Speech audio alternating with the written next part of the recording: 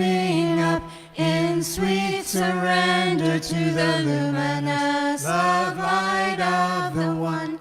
I'm opening up in sweet surrender to the luminous love light of the One. I'm opening, I'm opening, I'm opening, I'm opening, I'm opening up in sweet surrender to the luminous love light of the One.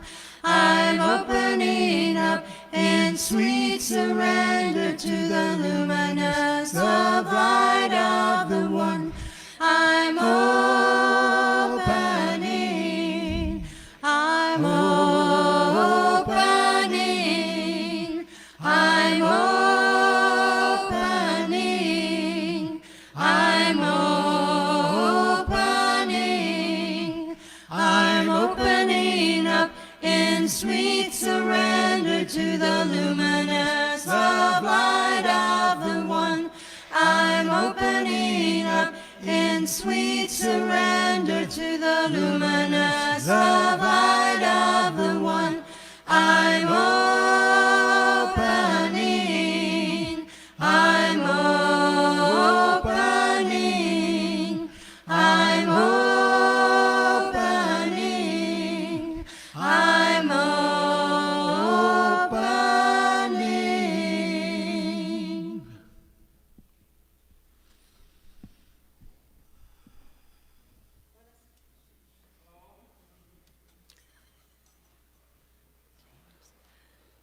Let us open in prayer. As we just take a breath and let go, becoming present to this time in this beautiful place with all the beautiful folks here today. We live in gratitude for all that we have and all that we give into this universe. We are thankful for each soul that passes through the door, knowing as one there are unlimited possibilities for us to manifest and create that joyful, loving, spirit-filled, heartfelt consciousness within ourselves, within each other, our family, our friends, and the world. And we give thanks for that and all the blessings we receive. And so it is. Amen.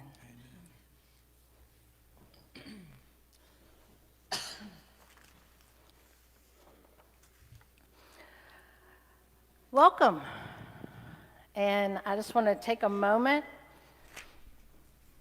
and thank each and every one of you for being here, seeing your bright and lovely faces this morning. And for each of you that not only today but every day volunteer and contribute to make Sundays happen. There's a lot that goes into a Sunday service.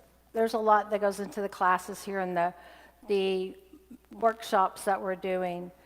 And so I just want to give gratitude back for all the support and love that you're not only giving to me, but to the staff, to our musicians, to our sound booth, who today is Robert Bagley. James is on our PowerPoint. Our ushers and greeters, Seema, Chuck, Donna, Melvin, and Liz, we love you and thank you for being here.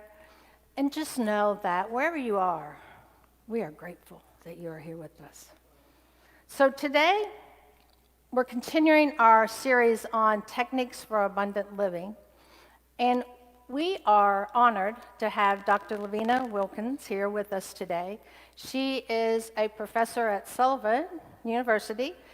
And not only that, but she is the lead of a group of 3 people who are coming into our community to help us with our Healthy Congregations series. To be here to listen to all of us, listen to the staff, listen to the board, to listen to the community, to allow us to let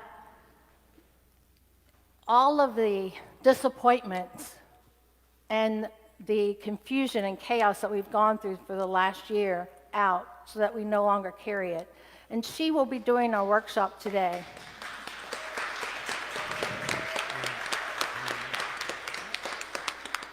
She's doing a workshop today right after the service. It's called Enlightened Transformation, Transforming Your Life Through the Power of Forgiveness.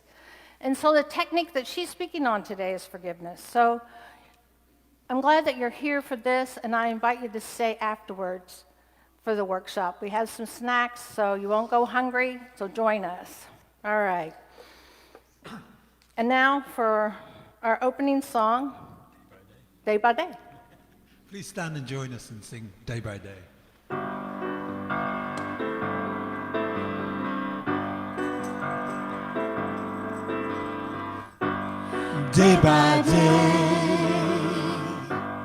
Day by day, oh dear Lord, three things I pray: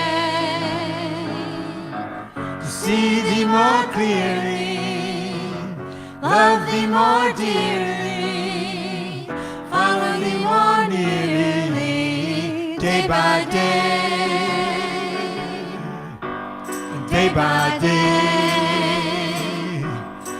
by day, oh dear Lord, three things I pray: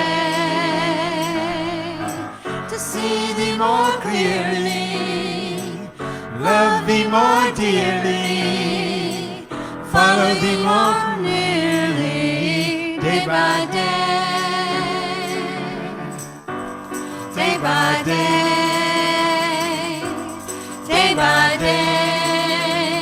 oh dear Lord, three things I pray: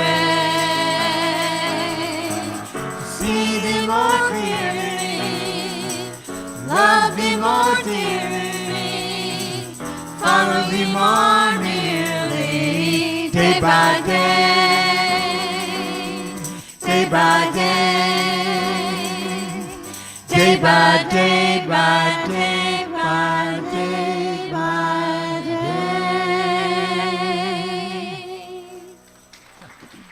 Wow, what a great song for today. Thank you. We have great, gifted musicians. And today is really special because our own Phil Crowther and his wife, Lisa Wilbanks, will be doing the special music. And I wanted to say that because that's a real treat. And Deb Reinhardt-Brocious is leading our songs today. Now it's that time where we greet our first-time guests. So if you're here for the first time, I invite you to raise up your hand, and our ushers will come and bring you a welcome packet of information about Unity and Unity of Louisville and the Unity Movement. We're also going to give you a candle that represents the light that is shining within you, and for you to remember us whenever you light that candle. And so also know that wherever you are on your spiritual journey, you're welcome here. And if whatever we say doesn't resonate in your heart today, just let it go, leave it here, and take with you what does resonate. And start there on your journey. So let's welcome our first-time guest.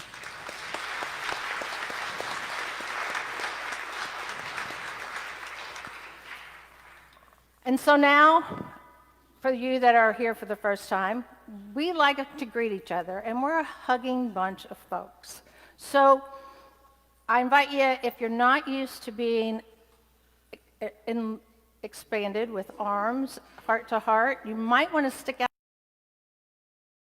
Now, those of us, remember, if we see a hand, we shake the hand, right?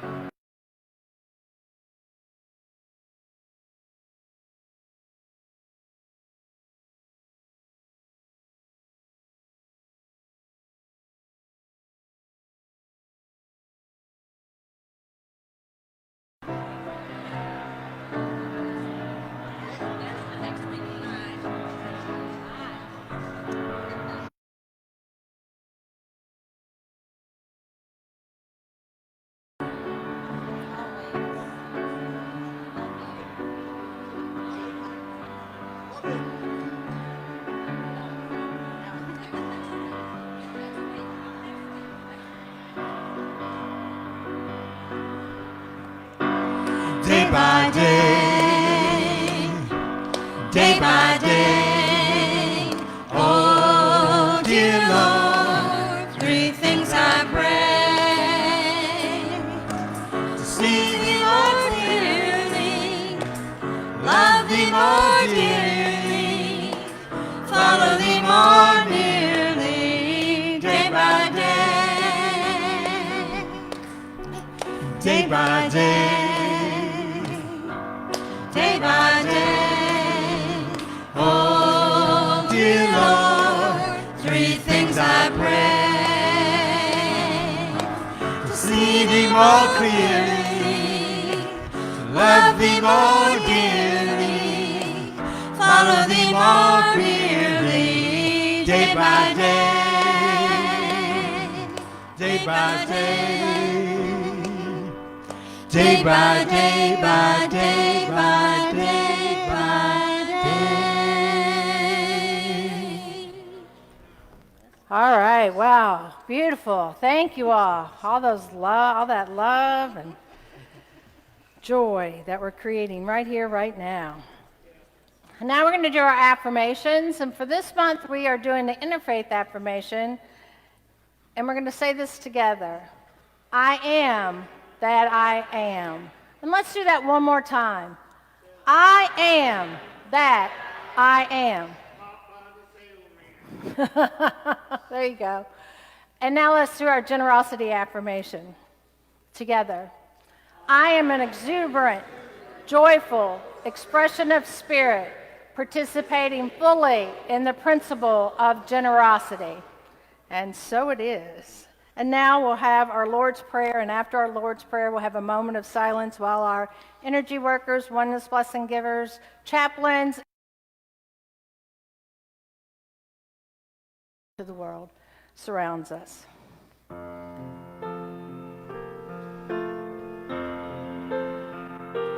Our Creator, which art in heaven, hallowed be thy name. Thy kingdom come, thy will be done in earth as it is in heaven.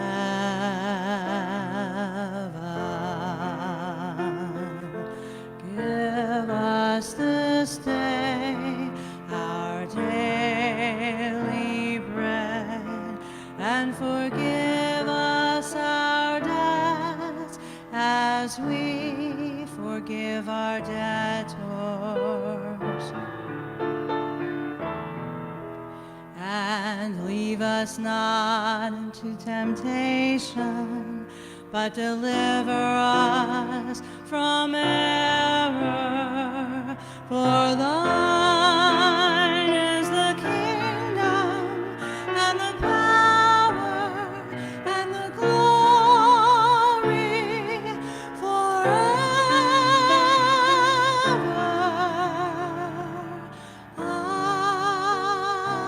Amen.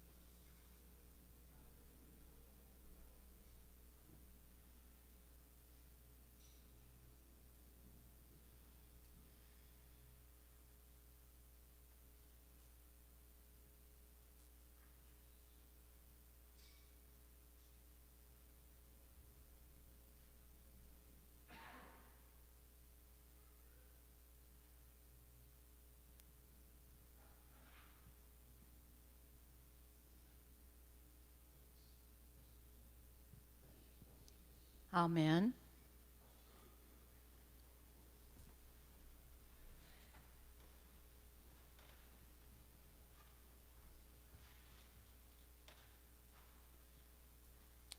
A reading from our daily word, Sunday, January the 26th. Let go, let God. I let God be God in me. Meister Eckhart, 14th century German mystic, taught, all that God asks you most pressingly is to go out of yourself and let God be God in you. Reflecting on Eckhart's words, I remember that whatever I'm doing, I need never feel frustrated by the limits of human wisdom and understanding. Letting go and letting God reminds me that God's presence is with me throughout every experience of my life. God's love, life, wisdom, understanding, and strength are mine. Even my inner power of release works through me whenever I call upon it. My human self, together with the indwelling presence of God, the Christ in me, brings good into my life. John 14:10. The words I say to you, I do not speak on my own, but the Father who dwells in me does his works. And so it is.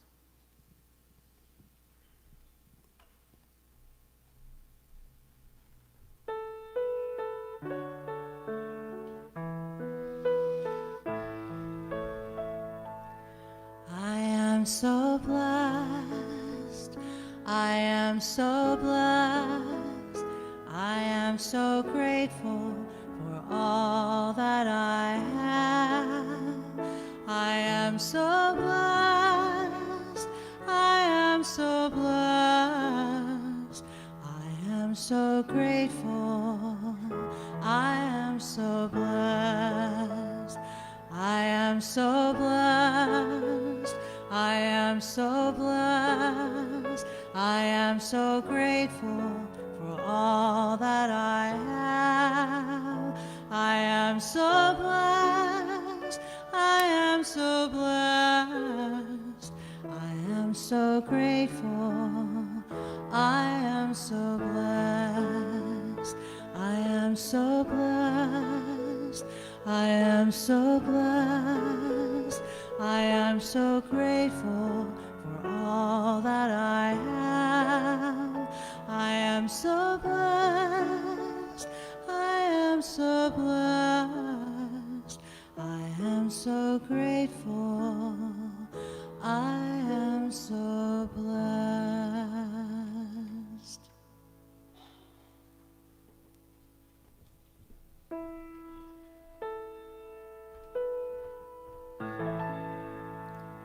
And now as we join together, our hearts as one breath, one life. We settle in to this time and space, allowing the physical body to rest, to release, allowing the mind to let go of whatever worries, anxieties, stresses that may be going on right now. And we just allow it with each breath to remember that we are one heart, filled with love and joy. No matter the outer circumstances, we live life each and every moment, fully activated, being the love that we came here to be, sharing that love, first with ourselves. So take a moment and feel that loving energy wrapped around you.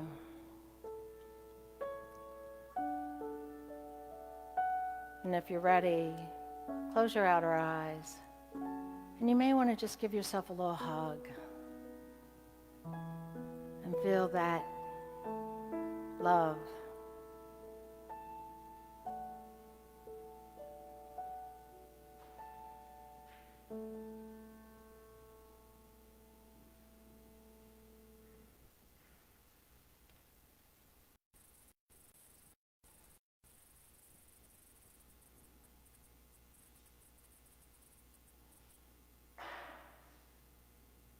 Now feel that energy flowing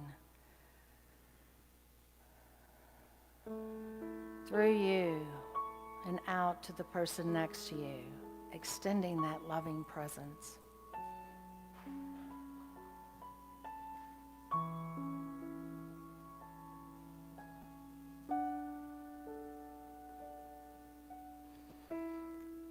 And taking a deep breath in and extending it a little more as you breathe out.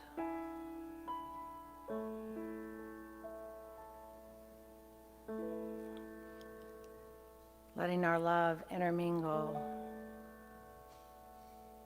as one with each heartbeat, with each breath.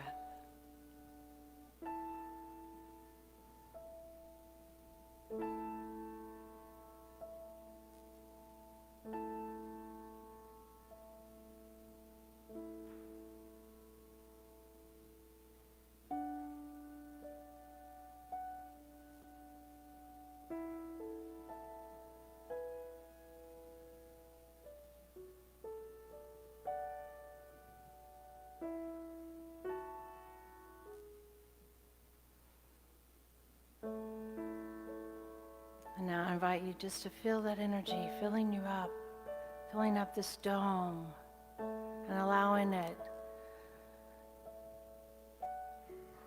to move through.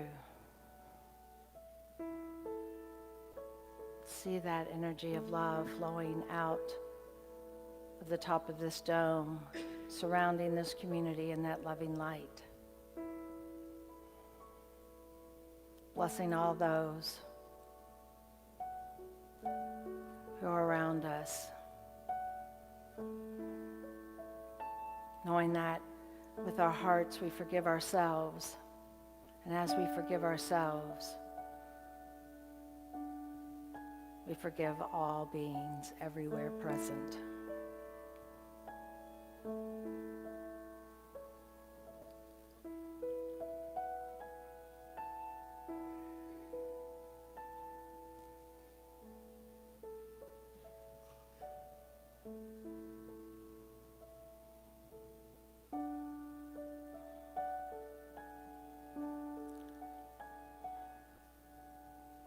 Now see that love enfolding this blue planet, healing all of creation, manifesting new ways to be with each other, to share the love from Mother Earth, for each other, for all beings everywhere.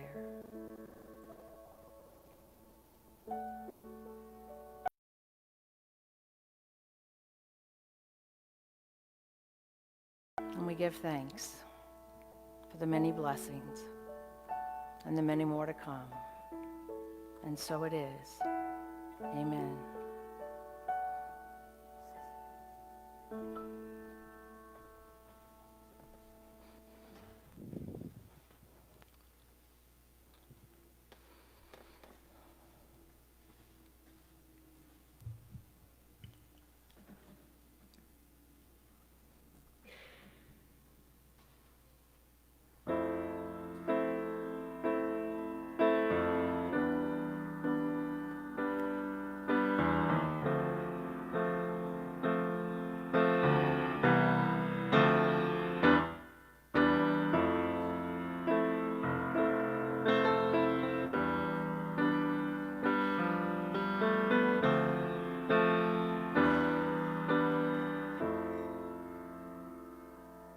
Our hearts beat together, we breathe as one. We are sisters, sisters brothers under one sun. We are heroes, yes, we are heroes on a journey that's just begun. We are heroes, everyday heroes on our way back home. And we all know how it feels when things go wrong and you're standing in the world all alone. But in those moments, God is always with us, keeping us strong.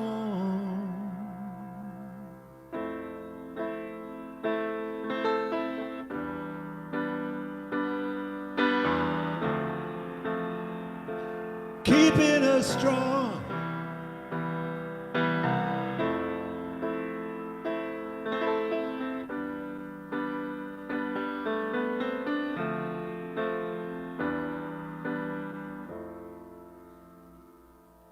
Our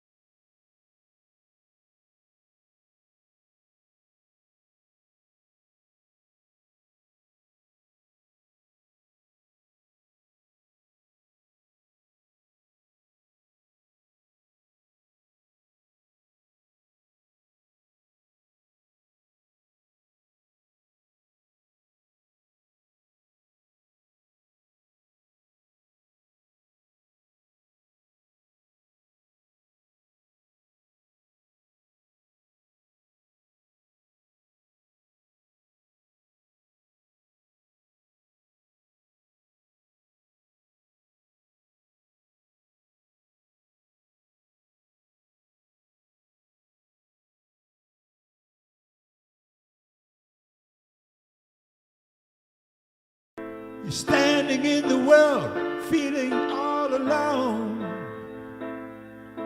But in those moments, God is always with us, keeping us strong. And our hearts beat together. Yes, we breathe as one. We are sisters and brothers under one sun.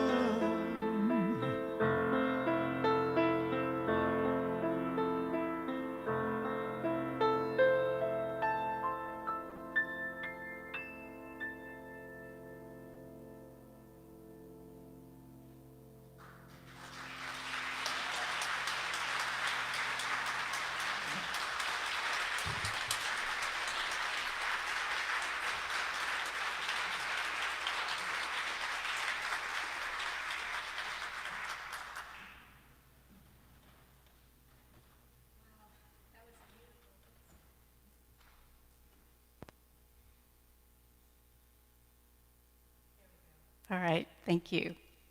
That was beautiful, thank you. Thank you all so much for inviting me to be here with you today. It truly is a privilege and an honor.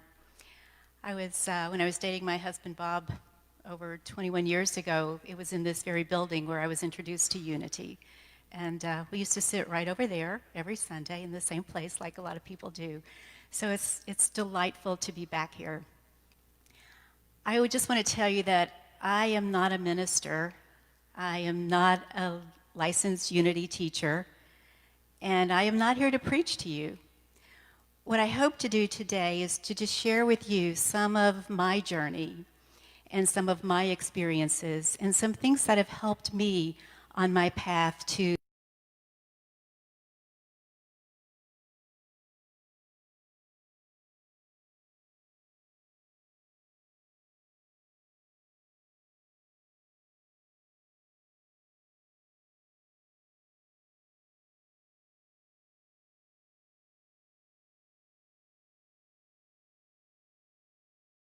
because it was a topic I needed to learn about. I needed to know about it. I needed to practice it. And I realized that a lot of the angst I was feeling in my life was a direct result of carrying around the past behind me. And the burden of carrying that around became overwhelming. It was really stopping me from living my authentic life. And I often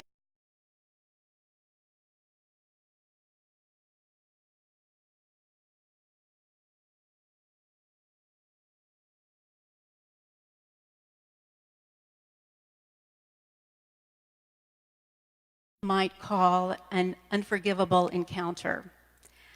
And I also had just those daily things. I recognized that I would judge people when they didn't live up to my expectations of what I thought they should be doing.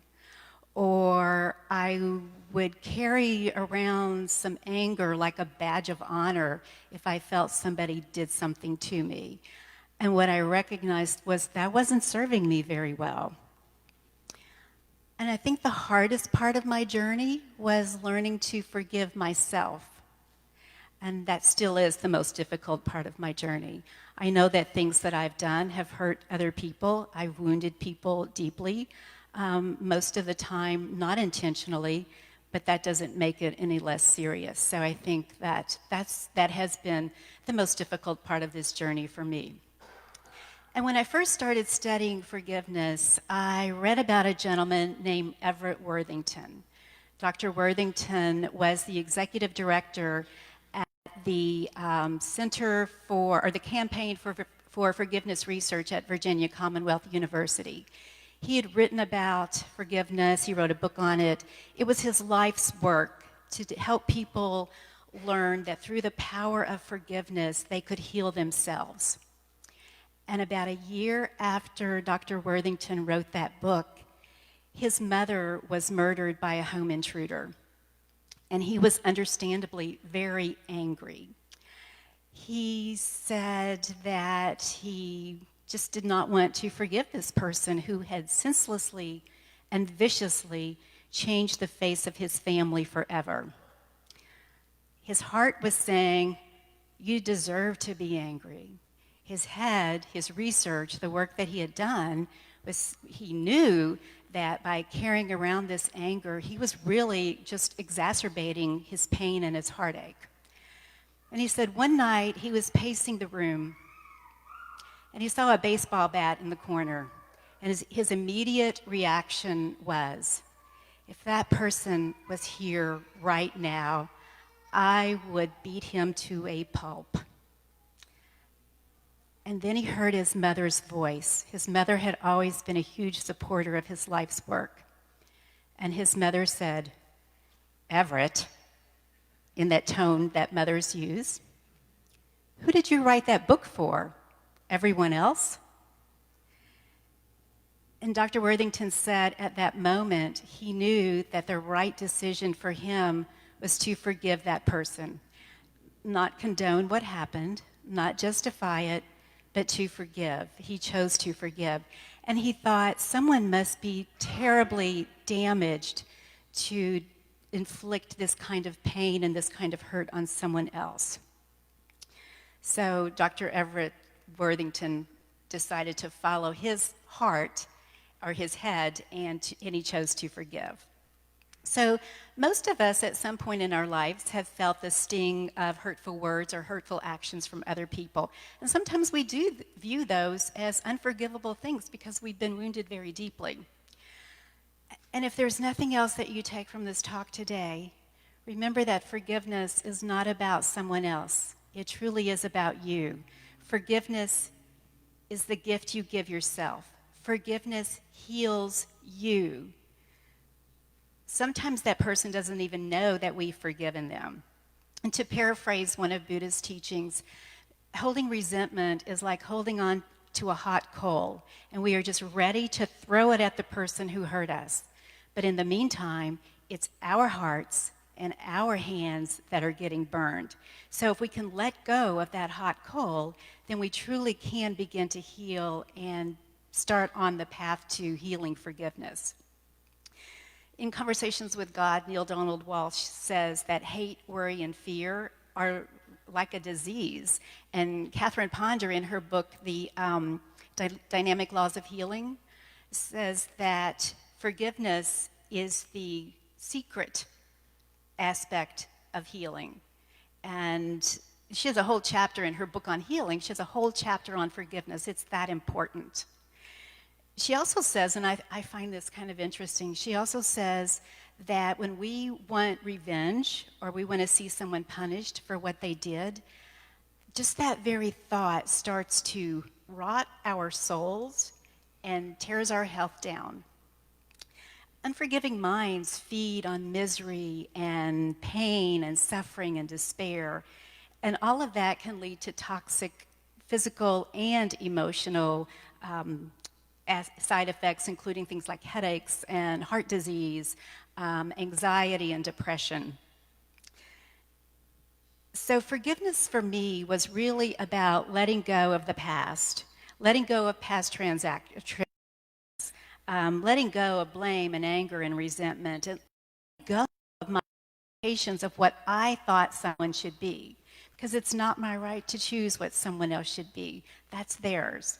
And once we let go of those negative feelings of the blame and anger and resentment, we create a space in ourselves for an opening for love and peace and joy and compassion. And one of our unity principles is there's only one presence and one power in my life, God, the good omnipotent. And for me, when I felt like I was allowing somebody else, that person who hurt me, to continue to be a presence in my life, then I was really going against that principle. There were two presents, God the good omnipotent and that other person, and every time I would remember what would happen and it would relive that experience, then they were present in my life and they had power over me. So one of the things that I had to do was learn to relinquish that power. If we hold resentment against someone else for something that they have done, we are bound to them by an emotional tie that is stronger than steel. Through my dissertation research, my study was how do faculty members who have been a target of a workplace bully cope with that experience? And I really wanted to know why some people are able to cope and other people continue to feel helpless and hopeless and victimized by that. I really had a surprise finding because I thought that people who were better able to cope were the ones who practiced self-care. They meditated, they worked out, they had strong spiritual and social connections. What I found was that forgiveness was really the key factor in the difference between being a victim and being a survivor. And I also found that the people who were able to forgive the bully developed empathy toward him. And they would say to me over and over again, I wonder what happened to this person to cause him to be able to inflict this kind of pain on another human being. So, like Everett Worthington, they realized that somebody has to be somewhat damaged in order to cause this kind of pain to others. And for me, that's very similar to our principle that we are the essence of God. And therefore, we are all inherently good. There is good in everybody, even sometimes when it seems to be pretty deeply hidden. And there's a study at Stanford University, and there's many, many studies out there that talk about when we choose forgiveness, we experience enhanced peace of mind and improved relationships and just better overall health. So when we're able to release that chokehold of anger and resentment and blame, we do open up that room for joy and excitement and love and gratitude. We get to feel the wholeness and experience who we were really meant to be. Forgiveness has the power to transform our lives and to transform us into the light-filled, love-filled, joy-filled beings, which we are by nature. There's a quote by a guy named Richard Holgram, and he says, the beauty of forgiveness is that it gives us back our future. And I just find that very powerful, that when we're living in the past, we're not obviously living in the now, and the now is creating our futures. So forgiveness gives us back our futures. I know for me, when I was holding on to all of that stuff from the past, it felt like I was dragging around this big, heavy bag of smelly garbage. Everywhere I went, I was dragging my garbage with me. And every now and then, just so people didn't forget, I'd pull out a piece and I'd show it to them, and I'd say, look what this person did to me. Isn't this awful? This is terrible. And then I'd put it back and drag it around with me some more. But it was always my constant companion. If we drive a car looking in the rearview mirror, we will crash. And I think it's the same thing if we continually drag around our past. So learn from the past, but don't get stuck there. A Course in Miracles says that forgiveness is the answer to almost everything. So my question then is, if forgiveness is the answer to almost everything, and if I release those things that aren't serving me, if I can live a life of joy and peace and contentment, a life of connections, a life of being the brothers and sisters and the blessings that we talked about and heard about in our song, why don't we do that? Why don't we open up that space in our hearts? Good question, it is. Thank you. I know for me, some of the things that prevented me from opening up that heart space and to really becoming a more forgiving person.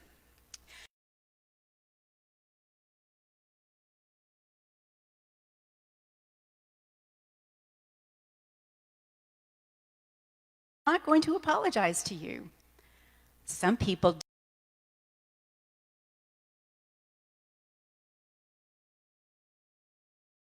have made their transition from this world into another life. And I don't think we're ever going to get an apology from a dead person. No. Not likely. Sometimes my monkey mind, my little ego would say, well, that person really hurt you. They don't deserve forgiveness. They don't, maybe, but you do. I do. I deserve forgiveness. I deserve to let go of those things that aren't serving me. I deserve to live the life that is mine to live. I deserve not to be bogged down with blame and anger and resentment. So it's not really about them, it's about me. And then the final thing for me was, well, if you forgive them, you're weak. That is totally not true. It takes a very strong person to start on that path to forgiveness and that path to healing through the power of forgiveness. I was also taught as a child that in order, or if I forgave someone, it meant forgetting. Forgive and forget. Did anybody else ever hear that growing up? Forgive and forget. It's impossible to forget. You don't have to always bring it to the forefront, but it is impossible to forget. And besides that, remembering is part of the forgiving process. If you tell someone who has been abused that they just need to forget and they don't get to tell their story, then they can't start the healing process. Memory denied or memory ignored is like an infectious disease. It's going to fester and it will threaten our physical and emotional health. And the past doesn't just magically go away. We don't sprinkle magic fairy dust over it and poof, it's gone and I'm never going to remember again. It doesn't work that way. So remembering may not be easy, but forgetting is impossible. And then the third myth was that forgiveness is tied to reconciliation. If you forgive someone, then you need to reconcile with that person. Again, not at all true. Forgiveness can mean reconciliation, but they're two very different concepts. So there are a lot of models that explain the process of how we move through hurt and how we begin to walk the path to healing forgiveness. And the one that I like a lot is simple, and it's helped me, and I keep remembering it because it is simple. So the first stage that we go through is the stage called stunned innocence, and that's where we search for meaning. Why me? Why did this happen to me? What did I do to deserve this? And it's important at that point to remember to get the emotion out. We had a former CEO at Sullivan. He called it draining the venom. If you are bitten by a poisonous snake, you're not going to begin to heal until you drain the venom. So getting those emotions out, discussing it, talking about it is really the start of the healing path. Just don't pitch a tent and live there. And then the second stage is called tortures of obsession. And in this stage, we want to make the other person pay for what they did to us. We want to see them suffer. You made me suffer, I'm going to make you suffer too. And that's where we really look for revenge.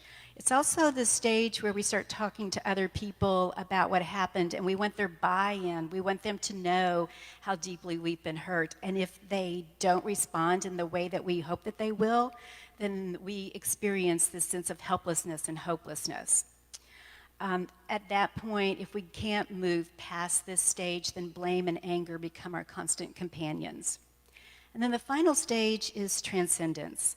This is the stage where we look inside and we say, I don't like what happened to me. I don't condone or justify what happened to me.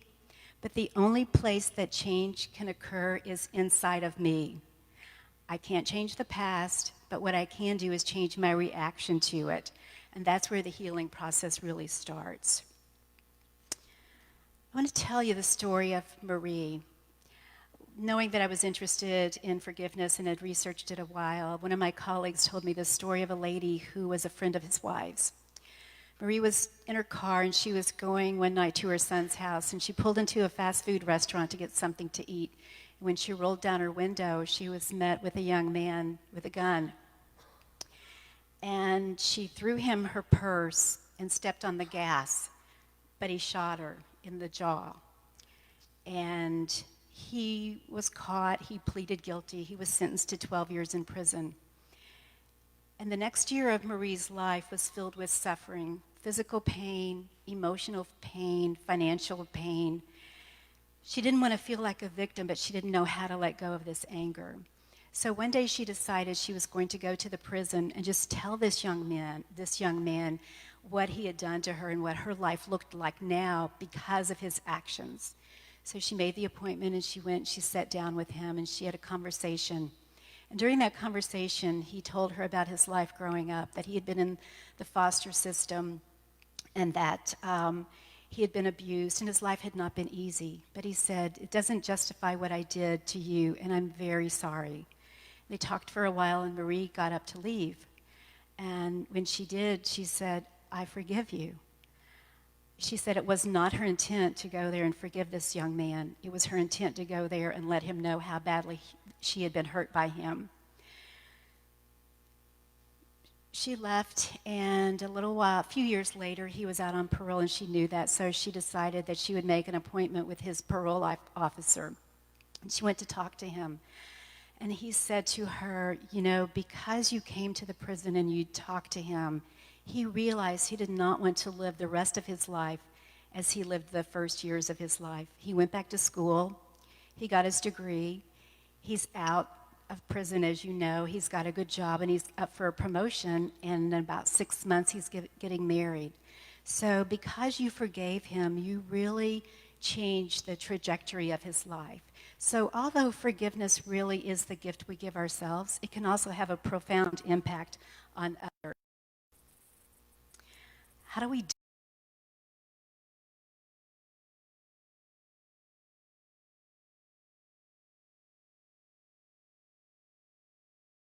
It's okay.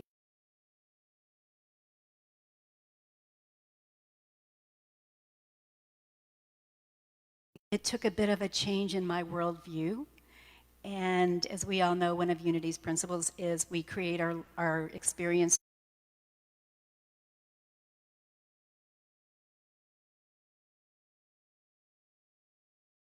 Story.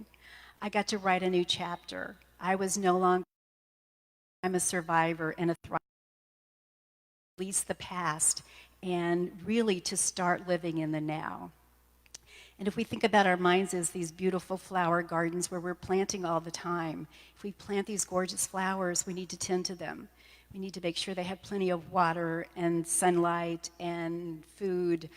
if we don't, it's really easy for the weeds to grow. So I started to plant really beautiful flowers and cultivate those in my mind. Prayer and meditation were a key for me. The affirmation that I use to really help me, and I still use it, is today I release everything that blocks my peace.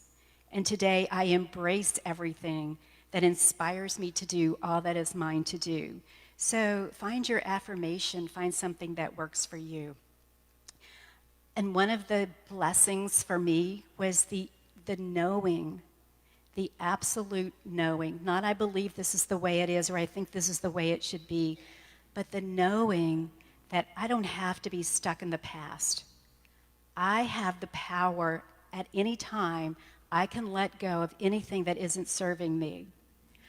I can embrace a new life, and whatever that new life looks like, it's up to me. It's mine to decide. And I get to co-create that life with Spirit.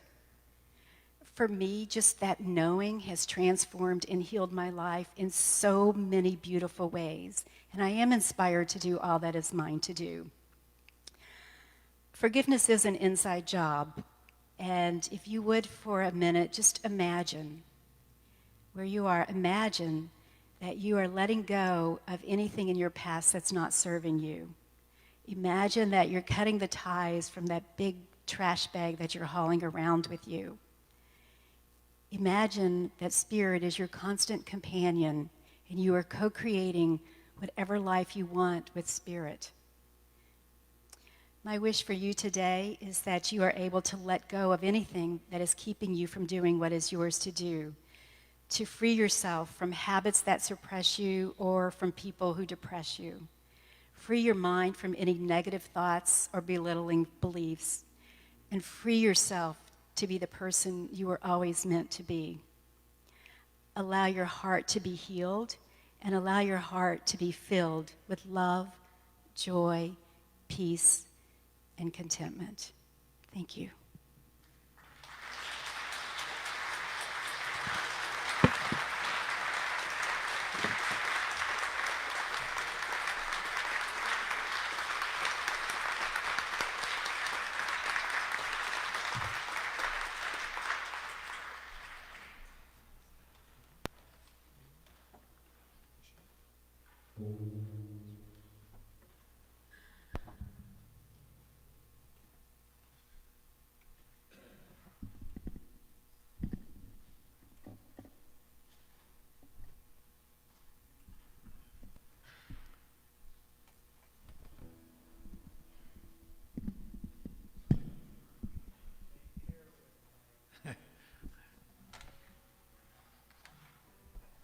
The song we're going to do today is by Mitten from Diva Pramel Mitten, and Lisa suggested it because it seemed to tie in with what we're going through in Unity, and reflects with the talk as well, forgiveness and healing, and this is about connection. 1, 2, 3, 4.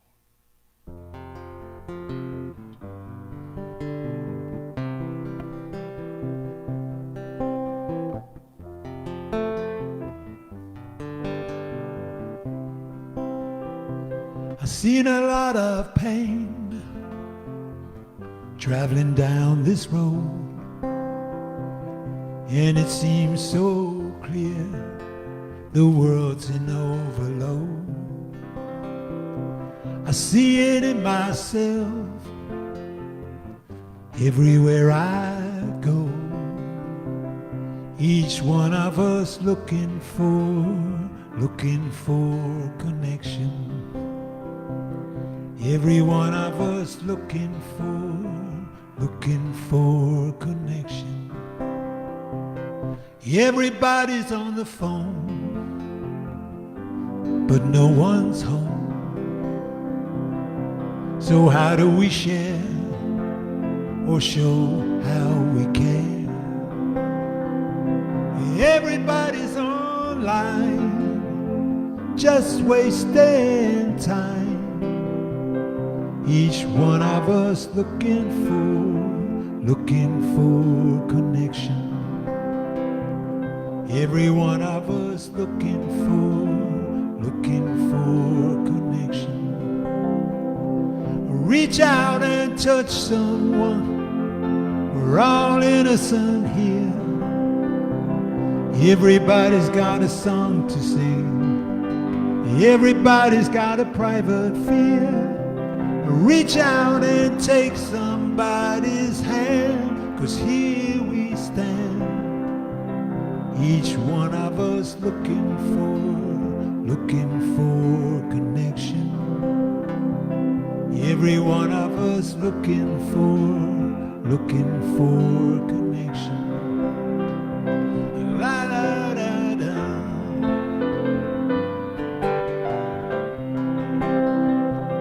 Whoa.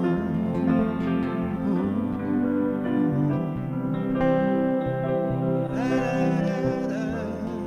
La da da da da. Each one of us looking for connection. Every one of us looking for connection. I've seen a lot of pain traveling down this road, and it seems so clear that the world's on overload. Everybody's online, just wasting time. Each one of us looking for connection. Every one of us looking for connection. Every one of us looking for connection. Every one of us looking for connection.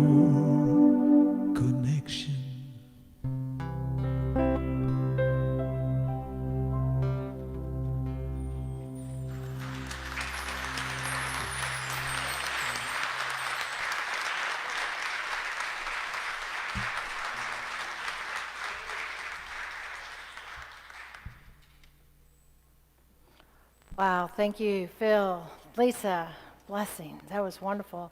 And the first song that you sang today, you wrote, right? Yeah, so you wrote that song for today, the first one. Great, great day. And now, as we come to the time in our service where we do our love offering, we just take a moment to collect those into our hands and infuse them with our love. And let that love flow in and through us and in and through this community and out into the world, blessing ourselves, each other, and all beings. Together, divine love through me blesses and multiplies all that I am, all that I have, all that I give, and all that I receive. We say thank you. They're coming. And if you're joining us online, you can go to our website at unityoflouisville.org and make a donation there.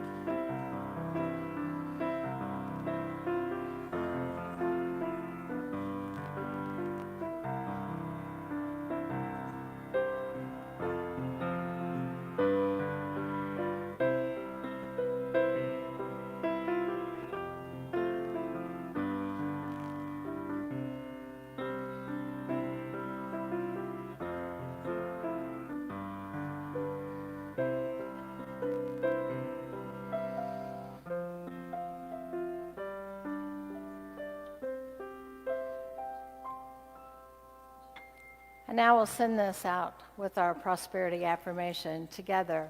We are stewards of divine abundance. We give and receive with gratitude, and so it is. So we have a lot going on around here, and today we have the Transforming Your Life Through the Power of Forgiveness with LaVena. downstairs in the chapel, and we will have some light snacks. We have a couple of different classes going on. They learn to meditate and crochet, and that's been a lot of fun for a lot of people. The Unity Foundations, you can take it here physically or online. There's a link on our website on the calendar if you want to join us online on Thursday nights for that. We have an intergenerational Valentine dance and party sponsored by Youth and Family on February the 15th, 6 to 8 p.m. in the Activity Center. And then our annual meeting is March the 15th. If you are interested in running for the Board of Trustees, there are applications downstairs on the welcome desk. And John Russell, if you'll stand up so people can know who you are. You can turn those in to John. He is the nominating committee chair, myself, or one of the board members at the welcome desk on a Sunday. All applications are required to be in by February the 8th so that we can do all that's necessary to get the bios done and out by the 15th of February. So if you're interested, sign up. Everybody's point of view is valued here. Know that we truly love each and every one of you. And so now for our prayer for protection together, please stand.